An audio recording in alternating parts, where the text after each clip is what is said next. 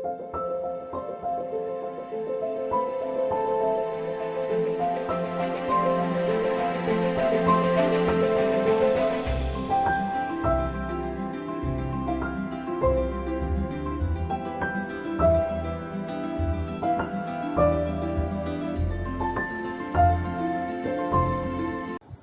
যে বিষয়টা নিয়ে তোমাদেরকে পড়াবো সেটা হচ্ছে কার্য ক্ষমতা শক্তি, ওয়ার্ক পাওয়ার আর এনার্জি।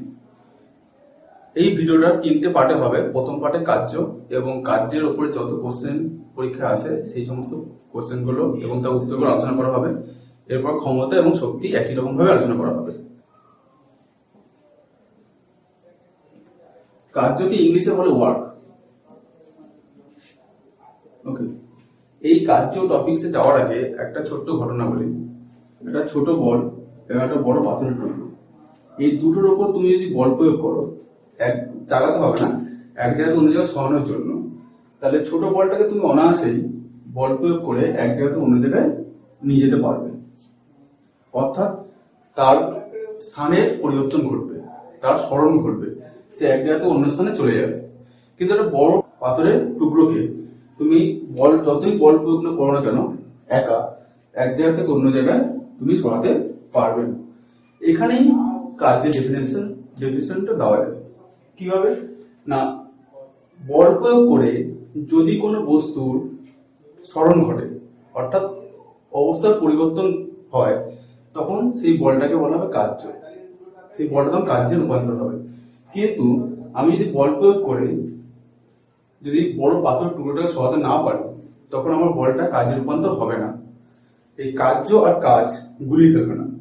ফিজিক্সের ভাষায় এই দ্বিতীয় ক্ষেত্রে যে বল প্রয়োগ করেছিলে সেখানে কার্য শূন্য, আর এখানে কার্য হয়েছে। তো কার্যের যে ম্যাথমেটিক্যাল রূপ সেটা হচ্ছে কার্য সমান সমান W সমান সমান ফোর্স ইন্টু ডিস্টেন্স। এখানে ফোর্স মানে বল এবং ডিস্টেন্স অর্থাৎ সরণ দুটোই কিন্তু ভেক্টর রাশি, এবং তাদের গুণফল কার্য একটা স্কেলার রাশি। ঠিক আছে, তাই কার্য সমান সমান বল ইন্টু ডিস্টেন্স, এটা মাথায় রাখতে হবে।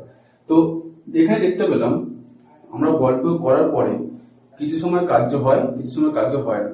যখন কোনো বস্তুর স্মরণ ঘটে তখন হয় কার্য, আর যখন কোনো বস্তুর স্মরণ ঘটে না বল প্রয়োগ করার পরেও, তখন তাকে বলা হয় শূন্য কার্য।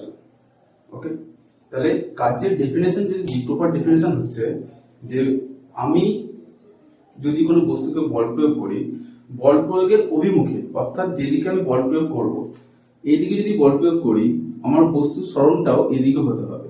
যদি এদিকেই বস্তুর স্মরণ ঘটে, তখন এই বলটা দ্বারা কার্য হয়েছে।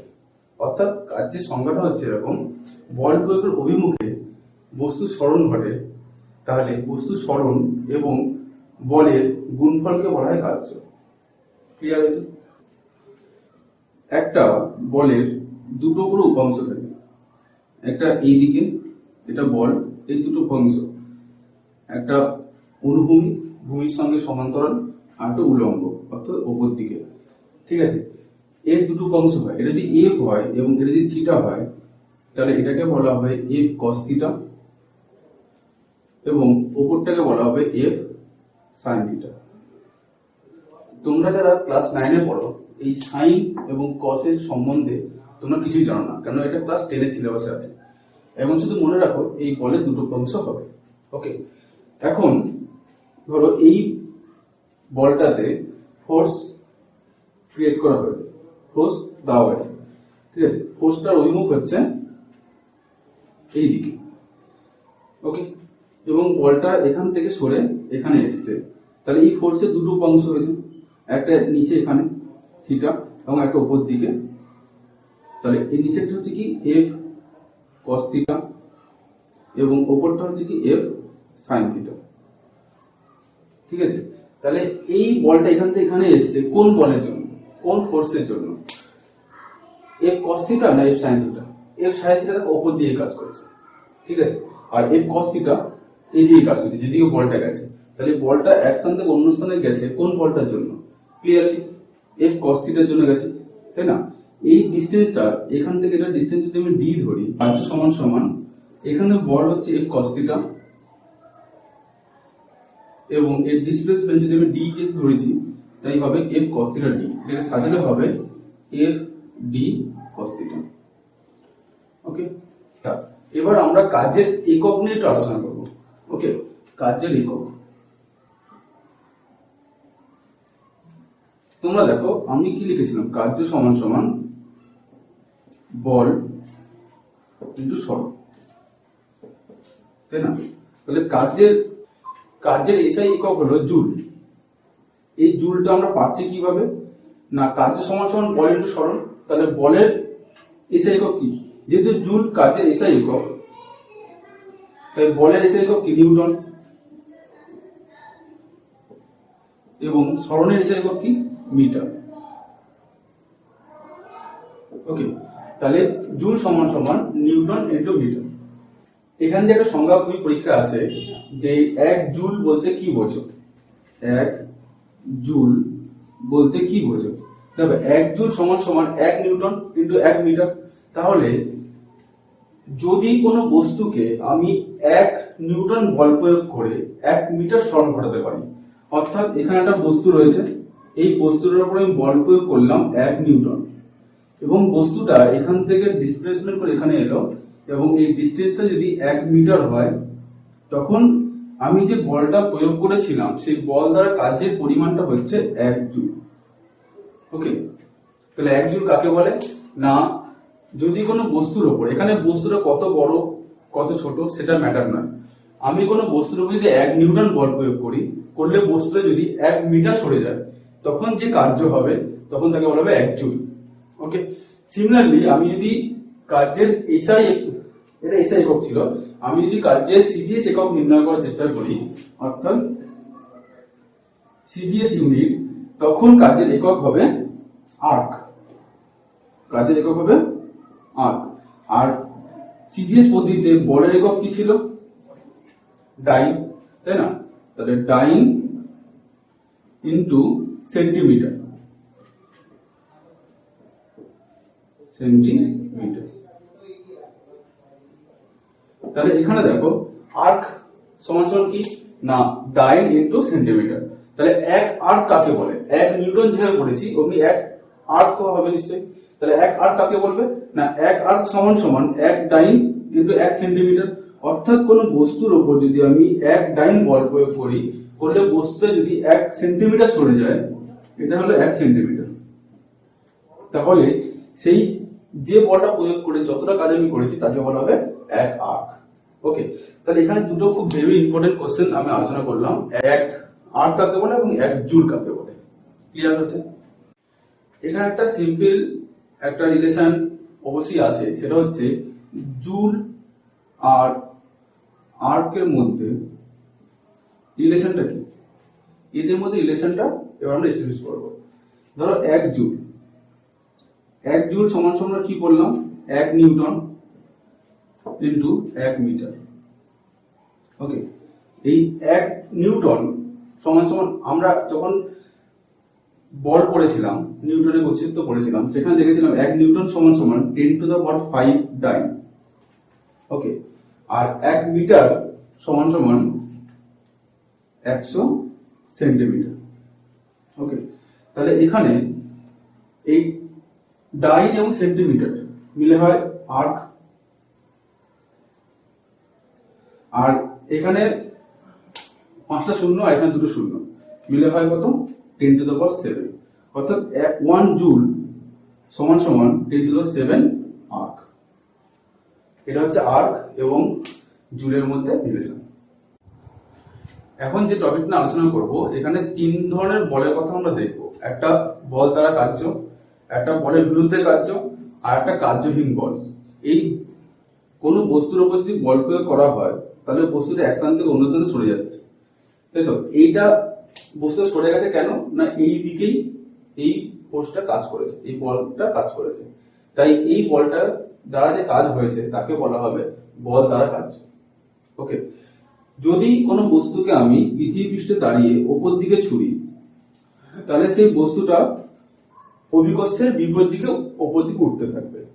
আমি যে বল দ্বারা বস্তুটাকে ওপর দিকে ছুড়েছি সেই বল দ্বারা কার্য হয়েছে, কিন্তু যে বল দ্বারা পৃথিবী সেই বস্তুটা নিচে দিকে টানছে তার উল্টো দিকে বস্তু উঠেছে, তাই এখানে অভিকর্ষ বলটা বলের বিরুদ্ধে কার্য হয়েছে। তাই এই ধরনের এক্সাম্পলকে বলা হচ্ছে বলের বিরুদ্ধে কার্য। ওকে, এবার আসি কার্যহীন বল। কার্যহীন বল হচ্ছে যখন কোনো বস্তুর বল প্রয়োগ করলাম এবং বস্তুটা তার 90 ডিগ্রি অ্যাঙ্গেলে তার যে সরণ ঘটে, তখন সেই বলটাকে বলা হবে কার্যহীন বল। যেমন একটা ব্যক্তি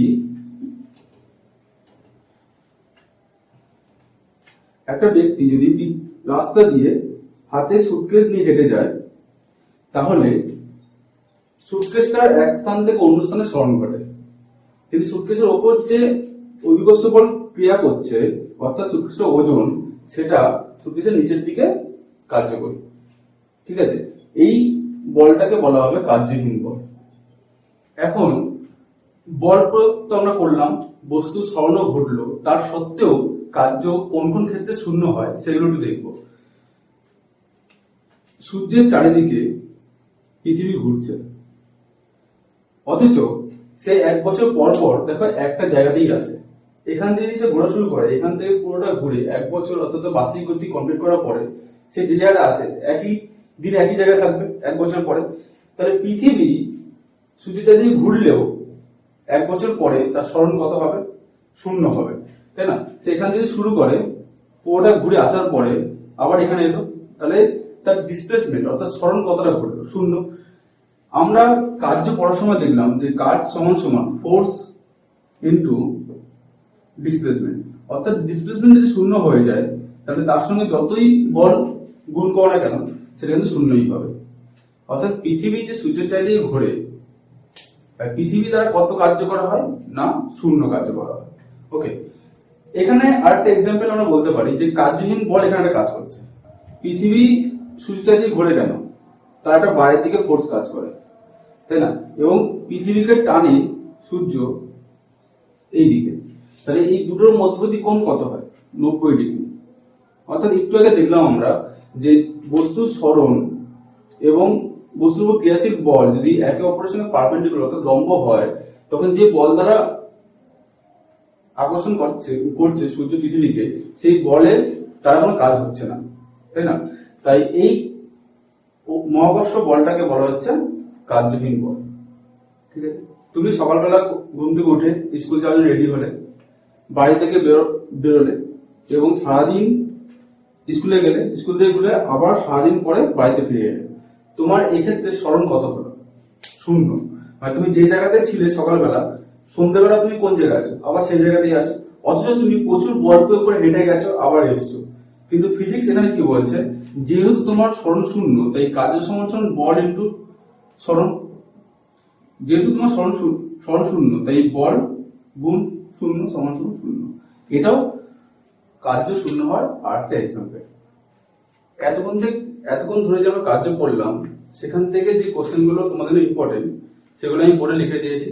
এই প্রশ্নগুলোর উত্তর তোমরা খাতায় লিখে প্র্যাকটিস করো। প্রথম কোশ্চেনটা কি? কার্য কাকে বলে? উদাহরণ দাও। একটা উদাহরণ দিতে হবে এবং কাজের সংজ্ঞাটা লিখতে হবে। তারপরে কার্যের গাণিতিক রূপটা, অর্থাৎ ডাব্লিউ সমান সমান ড্যাশ ইন্টু ডি। ডাব্লিউ হচ্ছে ওয়ার্ক, ডি হচ্ছে ডিসপ্লেসমেন্ট। এখানে কি বসবে? থার্ড কোশ্চেন, দুটি ভেক্টরের গুণফল কি এটা স্কেলার হতে পারে? 4 নম্বর কোশ্চেনটা 1 জুল কাকে বলে? তারপরে 5 নম্বর 1 আর্ক কাকে বলে? তারপরে 1 জুল সমান সমান কত আর্ক? তারপরে কোশ্চেন হচ্ছে সংজ্ঞা সহ উদাহরণ দাও। বল দ্বারা কার্য, বলের বিরুদ্ধে কার্য এবং কার্যহীন বল কাকে বলে? একটা করে অ্যাটলিস্ট উদাহরণ লিখতে হবে। লাস্ট কোশ্চেন হচ্ছে কার্য শূন্য হতে পারে এমন দুখানা এক্সাম্পল দিতে হবে। যদি তোমরা আমার ভিডিওটা ভালো করে দেখে থাকো, তাহলে এখানে প্রতিটা প্রশ্নের উত্তর পরিষ্কারভাবে তোমরা দিতে পারবে। ওকে, তাহলে এতক্ষণ কার্যক্ষমতা শক্তির মধ্যে আমরা কার্যটাকে পুরোপুরি পড়লাম এবং তার থেকে যে কোশ্চেন আসে সেই কোশ্চেনগুলো দেখলাম। এবার আমাদের দ্বিতীয় টপিক আজকের, সেটা হচ্ছে ক্ষমতা। ক্ষমতা ইংলিশ মানে হচ্ছে পাওয়ার। ওকে, এই ক্ষমতা কাকে বলে? সময় সাপেক্ষে কাজ করার হারকে ক্ষমতা বলে। এই সাপেক্ষে কথাটা তোমরা যখনই ফিজিক্সের মধ্যে পাবে, সময় সাপেক্ষে অর্থাৎ তাকে সময় দিয়ে ভাগ। এই কাজ করার হারকে কার সাপেক্ষে? সময় সাপেক্ষে, তাকে বলছে ক্ষমতা। এই ক্ষমতা সমান সমান তাই ক্ষমতা সমান সমান কার্য ভাগ সময়। বুঝেছি যে ক্ষমতা কাকে বলে? সময় সাপেক্ষে কাজ করার হারকে ক্ষমতা বলে। তাই পাওয়ার সমান সমান ওয়ার্ক ভাগ টাইম। ক্লিয়ার হচ্ছে? এবারে আমরা ওয়ার্ক সমান সমান কি পড়েছি? ওয়ার্ক সমান সমান যেটা পড়লাম, ফোর্স ইনটু ডিসটেন্স, তাকে আমরা সময় দিয়ে ভাগ করছি। ঠিক আছে? আর আমরা জানি যে ডিসটেন্স ভাগ সময় এটাকে বলা হয় বেগ। এটা আমরা নিউটনের গতিসূত্রের মধ্যে পড়েছিলাম। তাই ফোর্স ইনটু ভেলোসিটি। তাহলে পাওয়ার সমান সমান ওয়ার্ক বাই টাইম। ওয়ার্ক হচ্ছে ফোর্স ইনটু ডিসটেন্স, টোটালটাকে টাইম দিয়ে ভাগ। আমি কি করছি? ডিসটেন্সটাকে টাইম দিয়ে ভাগ করছি। ডিসটেন্সকে যখন টাইম দিয়ে ভাগ করব আমরা ভেলোসিটি পাবো। তাই বলা যায় যে পাওয়ার সমান সমান ফোর্স ইনটু ভেলোসিটি। এটা একটা অঙ্কের গাণিতিক রূপ এবং এখান থেকে বিভিন্ন অঙ্ক হবে। ওয়ার্ক পাওয়ার এনার্জি যখন শেষ হয়ে যাবে, মানে কার্য ক্ষমতা শক্তি শেষ হয়ে যাওয়ার পরে আমরা প্রত্যেকটার থেকে অঙ্কগুলো নিয়ে আলোচনা করব। এখন তোমরা ক্ষমতার দিকে মনোনিবেশ করো। এবারে আসছি ক্ষমতার একক কোনগুলো। আমরা কার্যের একক একটু মনে করার চেষ্টা করো। কার্যের একক কি পড়েছিলাম? এসআই ইউনিট ছিল কার্যের জুল এবং সিজিএস একক ছিল আর্ক।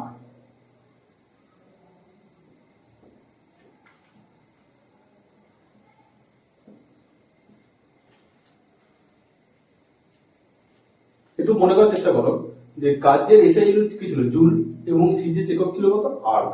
আমরা যখনই ক্ষমতা করছি, ক্ষমতার একক সম্বন্ধে জানার চেষ্টা করছি, তাহলে ক্ষমতা সমান সমান কি ছিল? কার্য ভাগ সময়, তাই না? তাহলে এসআই ইউনিট কার্যের হবে জুল ভাগ টাইম বা সময়। এটা কি বলে? সেকেন্ড। সময়ের একক কি? সেকেন্ড। তাহলে ক্ষমতার এসআই একক কি? জুল পার সেকেন্ড, তাই না? Joule per second. ওকে। আর সিজিএস একক কি হবে? না, আর্ক ভাগ সেকেন্ড। তাহলে আমরা কি লিখবো? এখানে আর্ক পার সেকেন্ড। বোঝা গেল যে ক্ষমতার একক এসআই পদ্ধতিতে জুল পার সেকেন্ড বা জুল ভাগ সেকেন্ড, আর সিজিএস পদ্ধতিতে ক্ষমতার একক কি হবে? আর্ক ভাগ সেকেন্ড বা আর্ক পার সেকেন্ড। ওকে। এবারে এই যে জুল পার সেকেন্ডকে বলা হয় ওয়াট। ওকে। ওয়াট কাকে বলে? না, জুলকে যদি সেকেন্ড সময় দিয়ে ভাগ করি বা সেকেন্ড দিয়ে ভাগ করি তখন তাকে বলে ওয়াট। 1 ওয়াট সমান সমান 1 জুল ভাগ 1 সেকেন্ড। তাহলে 1 ওয়াট কাকে বলে? না, আমি যদি 1 সেকেন্ডে 1 জুল কাজ করতে পারি তখন তাকে বলে 1 ওয়াট। আমরা দেখি না বাল্বে বা বিভিন্ন লাইটে ওয়াট লেখা থাকে, কত ওয়াটের ক্ষমতা। ওকে, সেই ওয়াটের কথাই বলা হচ্ছে এখানে। 1 ওয়াট সমান সমান 1 জুল পার 1 সেকেন্ড। অর্থাৎ 1 সেকেন্ড সময়ে 1 জুল কাজ করার ক্ষমতাকে বলা হয় 1 ওয়াট। এসআই, সিজিএস এই সমস্ত ইউনিটগুলো ছাড়াও আরেকটা ব্যবহারিক ইউনিট আছে যেটা সাধারণত ব্যবহার করা হয়। ওকে, তো এই কার্যের ব্যবহারিক একক জুল বা কিলোজুল। জুল বা কিলোজুল। ওকে, যেটা এসআই ইউনিট সেটাকেই এদের ব্যবহারিক একক হিসেবে ব্যবহার করা হয়। এখন মনে হতে পারে যে কিলোজুলটা কি? না, 1 কিলোজুল মানে কিলো হেক্টর ডেকা গ্রাম পড়েছি, সেরকমই কিলোজুল, হেক্টোজুল, ডেকাজুল, জুল এইভাবে চলবে। ঠিক আছে? তাহলে 1 কিলোজুল সমান সমান 1000 জুল। ক্লিয়ার? ঠিক আছে, এটা হচ্ছে কার্যের ব্যবহারিক একক। এবার ক্ষমতার ব্যবহারিক একক করব। ক্ষমতার ব্যবহারিক একক হচ্ছে ওয়াট। ওয়াট। ওকে, ক্ষমতার ব্যবহারিক একক কি? ওয়াট। দেখবে ওইখানে একটু আগে বললাম বাল্ব বা লাইটে দেখবে ওয়াট লেখা থাকবে, সেটা হচ্ছে ক্ষমতার একক। এখানে ওয়াট যেমন হচ্ছে, কিলোওয়াটও আছে, কেডব্লিউ। ওকে, 1 কিলোওয়াট সমান সমান সেম 1000 ওয়াট। ঠিক আছে, 1 কিলোওয়াট সমান সমান 1000 ওয়াটকে বোঝায়। ওকে, তাহলে এটা হলো ব্যবহারিক একক। এসআই ইউনিট পড়লাম, সিজিএস ইউনিটও আমরা পড়লাম। কার্যের পরে যেমন কোশ্চেন গুলো আমরা পেয়েছিলাম, এমনি ক্ষমতা পড়ার পরে আমাদের এই কোশ্চেনগুলো সলভ করতে হবে। এই ধরনের কোশ্চেনই পরীক্ষায় আসে। প্রথম কোশ্চেন হচ্ছে ক্ষমতা কাকে বলে, আমরা বুঝেছি। দ্বিতীয় কোশ্চেনটা হচ্ছে পি সমান ডাব্লিউ বাই কি, বসাতে হবে। ভিডিও যদি পরিষ্কার দেখে থাকো তাহলে এগুলো পারবে। 3 নম্বর কোশ্চেন কি, পি সমান মানে পাওয়ার সমান এফ ইন্টু ড্যাশ, এফ মানে বল সমান কি, ক্ষমতা একক লেখো। ক্ষমতার একক যখনই পরীক্ষায় দেবে তখন একক হচ্ছে 3 ধরনের একক লিখতে হবে, একটা এসআই, সিজিএস এবং ব্যবহারিক একক। এই তিনটেই প্রথমে লিখতে হবে। আর যদি কিছু মেনশন করে দেয়, যদি বলে সিজিএস একক কি, তখন শুধু সিজিএস একক লিখবে। এখানে এই কোশ্চেনের ক্ষেত্রে তিনটে উত্তরই লিখতে হবে, একটা এসআই, সিজিএস এবং ব্যবহারিক একক। নেক্সট হচ্ছে 1 ওয়াট বলতে কি বোঝো, এটাও বলেছি। তারপরে কোশ্চেন হচ্ছে 1 মেগাওয়াট কি, 1 মেগাওয়াট সমান কত ওয়াট, এটা বলা হয়নি, লিখে নাও তোমরা। 1 মেগাওয়াট সমান 10 to the power 6 watt. Okay. 7 number question 1 HP বলতে কি বোঝো, এটাও বলা হয়নি। অ্যাকচুয়ালি লাস্টে 3টে কোশ্চেন পরের মধ্যে বলা হয়নি, তার উত্তরগুলো আমি বলে দিচ্ছি এখন। এইচপি ফুল ফর্ম হচ্ছে হর্স পাওয়ার। ঘরে দেখবে যে মাটির তলায় জল তোলার জন্য মোটর ব্যবহার করা হয় এবং সেই মোটরের জল পাম্পে ওঠে, ওই মোটরের ক্ষমতা এইচপি দ্বারা প্রকাশ করা হয়। ওকে, সেই এইচপি ফুল ফর্ম কি, হর্স পাওয়ার। 1 হর্স পাওয়ার বলতে কি বোঝো, দেখো আমরা যে এসআই পড়ছি, সিজিএস পড়ছি, অমনি আরেকটা আছে এফপিএস, তাই না? এফপিএস পদ্ধতিতে ক্ষমতার একক হচ্ছে HP, horse power. 1 horse power বলতে 550 পাউন্ডের কোনো বস্তুকে 550 পাউন্ডের কোনো বস্তুকে অভিকর্ষের বিরুদ্ধে, অর্থাৎ নিচ থেকে উপর দিকে তুলতে, অভিকর্ষের বিরুদ্ধে 1 ফুট উপরে তুলতে 1 সেকেন্ডে, ওকে, 1 সেকেন্ডে 550 পাউন্ডের কোনো বস্তুকে 1 ফুট উপরে তুলতে যে পরিমাণ ক্ষমতার প্রয়োজন হয় তাকে বলা হচ্ছে 1 এইচপি। তাহলে 1 এইচপি কি না, 550 পাউন্ডের কোনো বস্তুকে অভিকর্ষের বিরুদ্ধে 1 সেকেন্ডে 1 ফুট তুলতে যে ক্ষমতার প্রয়োজন হয় তাকে বলা হচ্ছে 1 এইচপি। ক্লিয়ার? নেক্সট হচ্ছে 1 কিলোওয়াট। 1 কিলোওয়াট সমান কত এইচপি? 1 কিলোওয়াট সমান 1.34 এইচপি। এইগুলো ডেটা, এগুলো মুখস্থ রাখলেই সব থেকে বেশি সুবিধা হবে। ওকে, তাহলে এই হলো ক্ষমতা বিভিন্ন কোশ্চেন অ্যান্সার। এবার আসছি কার্য ক্ষমতা, তারপরে আসছি যেটা বাকি আছে কি, শক্তি। তো আজকের লাস্ট টপিক শক্তি, ইংলিশে বলে কি, এনার্জি।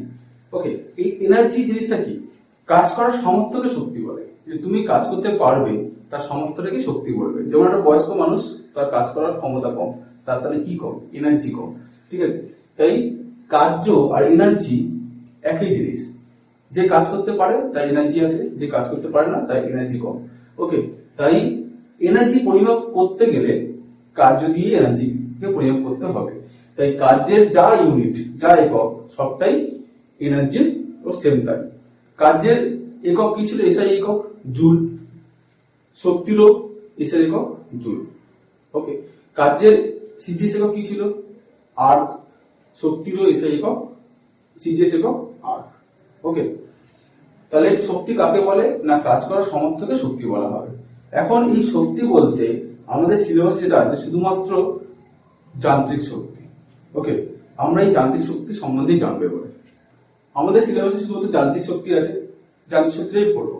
ঠিক আছে, যান্ত্রিক শক্তি 2 প্রকারের হয়, একটা স্থিতিশক্তি আর একটা গতিশক্তি।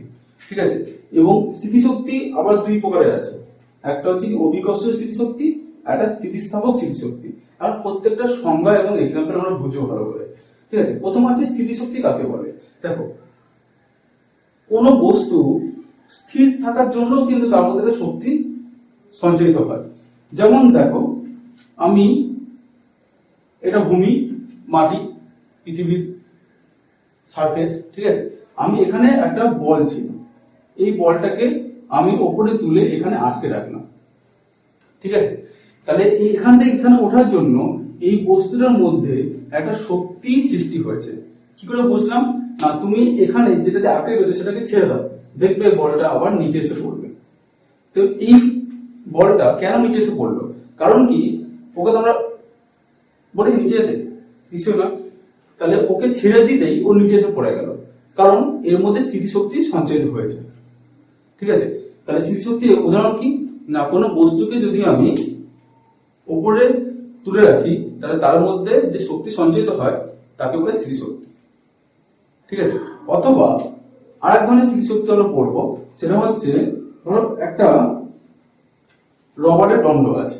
ঠিক আছে, এই রবারের দণ্ডটাকে এখানে আমি আটকে রেখেছি, নিয়ে আমি এদিকে ওকে টেনে ধরে রেখে দিয়েছি।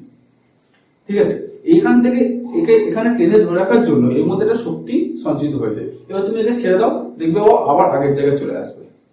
ঠিক আছে, এটা একটা রবার দণ্ড ছবির মতো, আমি ওকে কি করেছি টেনে এদিকে ধরে রেখেছি, যদি ছেড়ে দিয়ে সে কি হবে আবার আগের অবস্থায় চলে আসবে। ঠিক আছে, এটা কেন হলো না, এর জায়গাতে যখন একে সরাচ্ছি তখন এর মধ্যে শক্তি সঞ্চার করছে এবং সেটা হচ্ছে স্থিতিশক্তি। যেই ছেড়ে দেবো ও আগের জায়গায় চলে আসবে। ঠিক আছে, এটা হচ্ছে আরেক ধরনের স্মৃতিশক্তি। তাই স্মৃতিশক্তি দু ধরনের, একটা অভিকর্ষীয় স্মৃতিশক্তি যেটা এই এক্সাম্পলটা বললাম, আর একটা স্থিতিস্থাপক স্মৃতিশক্তি। ঠিক আছে, যেটা রবারের উদাহরণটা বললাম। ওকে, এবার আসছে আমরা গতিশক্তির মধ্যে।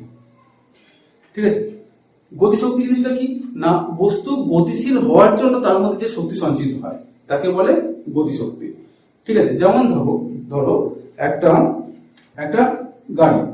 ঠিক আছে, এই গাড়িটা একটা গাড়ি। ঠিক আছে, এই গাড়িটা যখন স্থির থাকবে তার ভিতরে কোনো গতিশক্তি থাকবে না, কারণ সে গতিশীল নয়। যখন সে চলতে শুরু করবে, ঠিক আছে, তখন তার মধ্যে একটা এক্সট্রা শক্তির উদ্ভব হবে, কারণ তাকে তখন থামাতে গেলে স্থির গাড়িকে ধরা যতটা সহজ, চলন্ত গাড়িকে ধরা তার থেকে আরো বেশি কঠিন। কারণ কি, তার মধ্যে গতিশক্তি সঞ্চার করেছে। অর্থাৎ গতিশক্তি জিনিসটা হচ্ছে বস্তু গতিশীল হওয়ার জন্য তার মধ্যে যে পরিমাণ শক্তি সৃষ্টি হয় তাকে বলে গতিশক্তি। ওকে, তাহলে স্থিতিশক্তির মধ্যে শুধু অভিকর্ষ স্থিতিশক্তিটাই পড়বো। ঠিক আছে, এখানে দেখো স্থিতিশক্তি সমান সমান বলা হচ্ছে এম জি এইচ। এমটা কি, বস্তুর ভর, জি ফর গ্র্যাভিটি অভিকর্ষ ত্বরণ, এবং এইচ হচ্ছে হাইট। অর্থাৎ আমি ধরো কোনো বস্তুকে, এখানে বস্তুটা ছিল, এর ভর হচ্ছে 3 কেজি। ওকে, এর ভর কত, 3 কেজি। এই বস্তুটাকে আমি ওপর দিকে তুললাম। ঠিক আছে, যখন ওপর দিকে তুলবো এর হাইট হচ্ছে, আমি ধরলাম 2 মিটার হাইট, তাহলে এর মধ্যে কি পরিমাণ স্থিতিশক্তি তৈরি হবে, সেটা হচ্ছে এর ভর 3 কেজি গুণ এর হাইট কতদূর উপর উঠেছে 2 গুণ এ যেখানে আছে, পৃথিবীর যে জায়গা আছে সেখানকার গ্র্যাভিটি অর্থাৎ জি কত 9.8। ওকে, এই তিনটে গুণ করলে আমরা স্থিতিশক্তি পাবো। ক্লিয়ার, যে স্থিতিশক্তি সমান সমান এম জি এইচ, মাস, গ্র্যাভিটি এবং হাইট। ঠিক আছে, কত উপরেও তোলা হচ্ছে। ক্লিয়ার হয়েছে? এবার গতিশক্তি ব্যাপারে আছে। গতিশক্তি সমান সমান হাফ এম ভি স্কয়ার। অর্থাৎ কোন বস্তুর মধ্যে কতটা গতিশক্তি আছে সেটা বের করতে গেলে তার ভেলোসিটি দরকার, অবশ্যই গতি দরকার, একটু আগে বলেছি, এবং তার ভর দরকার। তাকে এই দুটো পেয়ে গেলে আমরা সেই বস্তুর গতিশক্তি নির্ণয় করতে পারবো। কার্য ক্ষমতা শক্তি চ্যাপ্টারের মধ্যে একটা মাত্র থিওরেম আছে যেটা খুবই পরীক্ষায় আসে। কি বলেছে না, অবাধে পতনশীল বস্তুর ক্ষেত্রে মোট যান্ত্রিক শক্তি অপরিবর্তিত থাকে। অবাধে পতনশীল বস্তু বলতে কি বোঝাচ্ছে না, যে বস্তুটা উপর থেকে বিনা বাধায় নিচের দিকে পড়ছে সেই বস্তুর ক্ষেত্রে মোট যান্ত্রিক শক্তি, যান্ত্রিক শক্তি মানে কি গতিশক্তি এবং স্থিতিশক্তির যোগফল হচ্ছে মোট যান্ত্রিক শক্তি, অপরিবর্তিত থাকে। অপরিবর্তিত কথা মানে কি, কোনো পরিবর্তন হয় না। ওকে, তো মোট যান্ত্রিক শক্তিকে যদি আমি ই বলে ডিনোট করি, এবং ই সমান সমান ইপি প্লাস ই কে। এই ইপি হচ্ছে কি পোটেনশিয়াল এনার্জি এবং ই কে হচ্ছে কাইনেটিক এনার্জি। ছবিতে আমরা দেখতে পাচ্ছি একটা বস্তুকে আমি এই বিন্দুতে ধরে রেখেছি। ঠিক আছে, এবার একে যদি আমি ছেড়ে দিই তাহলে বস্তুটা নিচের দিকে পড়তে থাকবে বিনা বাধায়। ঠিক আছে, এবার এখানে আমি পুরো রাস্তাটার মধ্যে 3টে পয়েন্টে ডিনোট করছি, একটা শুরু এবং একটা শেষ, একটা মধ্যখানে যে কোনো একটা বিন্দু পি নিয়েছি। এই 3টে বিন্দুতে আমি দেখাবো যে মোট যান্ত্রিক শক্তি অর্থাৎ মোট এনার্জি, এদের যোগফল ধ্রুবক। ধ্রুবক মানে কি অপরিবর্তিত। ওকে, তো এই বিন্দুতে প্রথম যখন বস্তুটাকে উপরে তুলে রেখেছি তখন বস্তুটা স্থির রয়েছে, স্থির থাকার জন্য তার মধ্যে গতিশক্তি কত? শূন্য। ওকে, তাহলে এই বিন্দুতে গতিশক্তি কত? শূন্য। এবং এর স্থির শক্তি কত? না এম জি এইচ, অর্থাৎ এর ভর, গ্র্যাভিটি এবং এর হাইট যতটা উপরেও আছে। ঠিক আছে, এখন টি সময় পর, মানে ছেড়ে দেওয়ার টি সময় পর দেখা যাচ্ছে যে বস্তুটা উপর থেকে এক্স ডিস্টেন্স নিচে নেমে এসেছে। কোথায়? না বি পয়েন্টে। ঠিক আছে, এবার আমি বি পয়েন্টে এদের মোট গতিশক্তি, এবার বি পয়েন্টে এদের মোট শক্তি ক্যালকুলেশন করব। ওকে, তাহলে বি পয়েন্টে এর মোট গতিশক্তি কত? আমরা জানি যে v square equal to u square plus 2fs। S মানে কি ডিস্টেন্স, এফ মানে ফ্রিকোয়েন্সি বা ত্বরণ, আর ইউ হচ্ছে ওর প্রাথমিক বেগ, আর ভি অন্তিম বেগ। অর্থাৎ সে যখন বি পয়েন্টে এসছে তখন তার ভেলোসিটি কত? ভেলোসিটি না বের করতে পারলে আমি গতিশক্তি বের করতে পারবো না। তাই দেখো, যখন প্রথমে ছিল ইউ, ওর প্রাথমিক, যখন এ বিন্দুতে ছিল তখন তার ইউ ছিল কত? শূন্য। তাই ইউ শূন্য স্কোয়ার প্লাস 2 ইন্টু, এখানে একটাই মাত্র ফ্রিকোয়েন্সি কাজ করছে, সেটা হচ্ছে গ্র্যাভিটি জি, এবং সে টি সেকেন্ডে এক্স ডিস্টেন্স নিচে নেমেছে বি পয়েন্টে, তাই এখানে হচ্ছে সরণ হচ্ছে এক্স। তাহলে টোটাল কি হলো? না 2gx। ওকে, এবার এই পয়েন্টে বি পয়েন্টের স্থিতিশক্তি কত? দেখো, বি পয়েন্টের স্থিতিশক্তি হচ্ছে এম জি, এবং এর মোট ডিস্টেন্সটা কত? এইচ, এবং তার থেকে ও এক্স ডিস্টেন্স নিচে নেমে এসেছে, তাহলে এইচ মাইনাস এক্স। এটা হলো ওর স্থিতিশক্তি। এবং গতিশক্তি কত? না হাফ এম ভি স্কোয়ার, তাই না, সমান সমান m g h minus x plus half m, দেখো ভি স্কোয়ারের মান আমি আগে থেকে বের করেছি 2gx, 2 কাটলো, কত? এম জি ইন্টু এইচ করলে হবে m g h, minus m g x করলে হবে এম জি এক্স, প্লাস এখানে যেটা পড়ে রয়েছে এম জি এক্স। এই মাইনাস এম জি এক্স এবং প্লাস এম জি এক্স কেটে গেল, তাহলে পড়ে গেল শুধুমাত্র এম জি এইচ। তাহলে বি পয়েন্টে ওর মোট শক্তি হলো কত? না এম জি এইচ। ওকে, দেখো এ পয়েন্টের মোট শক্তি ছিল কত? M g h. এবার আমি লাস্ট পয়েন্ট সি বিন্দুতে বের করব ওর এনার্জি কত। সি বিন্দুতে বস্তুটা উপর থেকে নিচে পড়ে গেছে, তখন হাইট কত? শূন্য হয়ে গেছে। এইচ কত? সি বিন্দুতে এইচ ইকুয়াল টু শূন্য। ওকে, আর উপর থেকে নিচে পড়ার জন্য তার একটা ভেলোসিটি রয়েছে, সেটা ভি। এই ভি টাকে আমাকে বের করতে হবে, সি বিন্দুতে ভেলোসিটি কত বের করতে পারলে আমি সি বিন্দুতে টোটাল এনার্জিটা বের করতে পারবো। ওকে, প্রথম আসি স্থিতিশক্তির কথায়। সি বিন্দুতে যেহেতু নিচে চলে এসেছে, এইচটা শূন্য হয়ে গেছে, তাহলে এই স্থিতিশক্তি এম জি এইচ প্লাস গতিশক্তি কত? Half m v square. এটা হচ্ছে সি বিন্দুতে মোট এনার্জি। কিন্তু সি বিন্দুতে এইচ হয়ে গেছে শূন্য, তাহলে এম জি ইন্টু শূন্য plus half m v square. Okay, তাহলে এটা শূন্য plus half m v square এই পর্যন্ত পড়ে রয়েছে। এখন সি বিন্দুতে আমাকে ভেলোসিটিটা বের করতে হবে। ঠিক আছে, সি বিন্দুতে ভেলোসিটি বের করতে গেলে এই ফর্মুলাই আমরা ব্যবহার করব। একটু আগে ফর্মুলা ব্যবহার করেছি যে v square equal to u square plus 2fs, তাই না। তো ইউটা কত ছিল? শূন্য, ওপর থেকে নিচে পড়েছে। ওপরে যখন ছিল তখন তার প্রাথমিক বেগ ছিল শূন্য, তাই ইউটা হয়ে গেল শূন্য প্লাস 2, এখানে এফ এর জায়গায় কত বসবে? জি, একমাত্র গ্র্যাভিটি এখানে কাজ করছে জি, এবং এস টোটাল ডিস্টেন্সটা, টোটাল ডিস্টেন্স কত? এইচ, তাই না। তাহলে কত হলো? না 2gh। ওকে, এবার এই ভি স্কোয়ারের জায়গায় আমি ওটাকে বসিয়ে দিচ্ছি, তাহলে এম ভি স্কোয়ার জায়গায় কত বসছি? হাফ এম ভি স্কোয়ার জায়গায় বসাচ্ছি 2gh, তাহলে কত হলো? 8 কেটে গেল, তাহলে mgh। ওকে, তাহলে এই হলো তিনটে বিন্দুতে মোট শক্তি। প্রথম এ বিন্দুতে মোট শক্তি কত? mgh, বি বিন্দুতে মোট শক্তি কত? mgh, এবং সি বিন্দুতে মোট শক্তি কত? mgh। ওকে, তাহলে দেখো তিনটে পয়েন্টে, মানে বস্তুটার উপর থেকে নিচে পড়া পর্যন্ত তিনটে পয়েন্টেই আমি দেখালাম যে এখানে মোট শক্তি mgh, এখানে মোট শক্তি mgh এবং এখানে মোট শক্তি mgh। তাহলে কোনো বস্তু যদি উপর থেকে নিচে ফেলে দিই তাহলে ও সব জায়গাতে মোট যান্ত্রিক শক্তি অপরিবর্তিত আছে। ঠিক আছে, শক্তি থেকে যে ধরনের কোশ্চেন পরীক্ষা আসে সেটা হচ্ছে শক্তি কি বা কাকে বলে, শক্তি একক কি, একক বললে সিজিএস, এসআই এবং ব্যবহার একক তিনটে লিখতে হবে।